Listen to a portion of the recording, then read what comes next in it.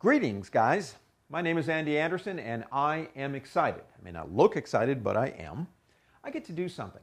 I get to introduce to you what I consider to be the most powerful image editing program on the entire planet, Adobe Photoshop, 20 years in the making, CS6. This really is an amazing program. Now let me make some assumptions, or maybe not make some assumptions.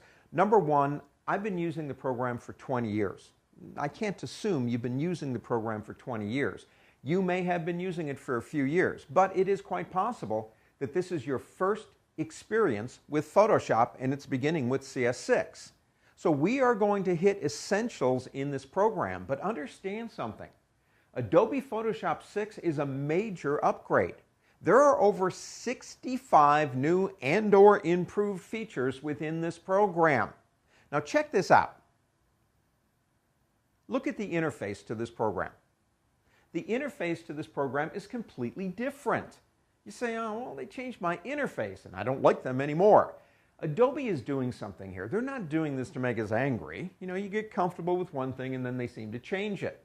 What they're doing is they're beginning a standardization process throughout all the programs using feature sets that are similar. For example, you might not, just like I don't, use just Photoshop. I use Illustrator, I use InDesign, I use a lot of programs. But if I can create a feature set in Photoshop and then go into InDesign and Illustrator and see those same features, it's going to make me more efficient, and that's the name of the game. Photoshop is an amazing program, but if you don't know how to use it, if it's complicated to use, it's not going to get used very much. Or when you use it, you're going to be so frustrated, you're not going to be creative. And the worst thing you can do to your creativity is be frustrated over something that you don't think you can do. Now look at some of these filters. Let me go ahead and get out of the way here. We have a new filter called Adaptive Wide Angle. We have one called Oil Painting. It's kind of an interesting one if you want to delve into it.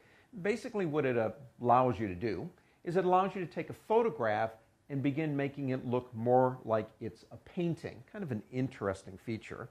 We have iris blur.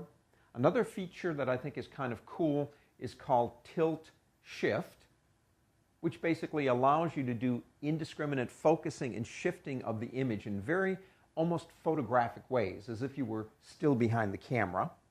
Another option that's kind of neat here is browse filters online, which actually gives you access to a lot of different filters based on what's going on in the world today. You can get them, you can add them in. Let's bottom line this. What do you say? Why are we here? Well, we're here because we want to learn Adobe Photoshop CS6.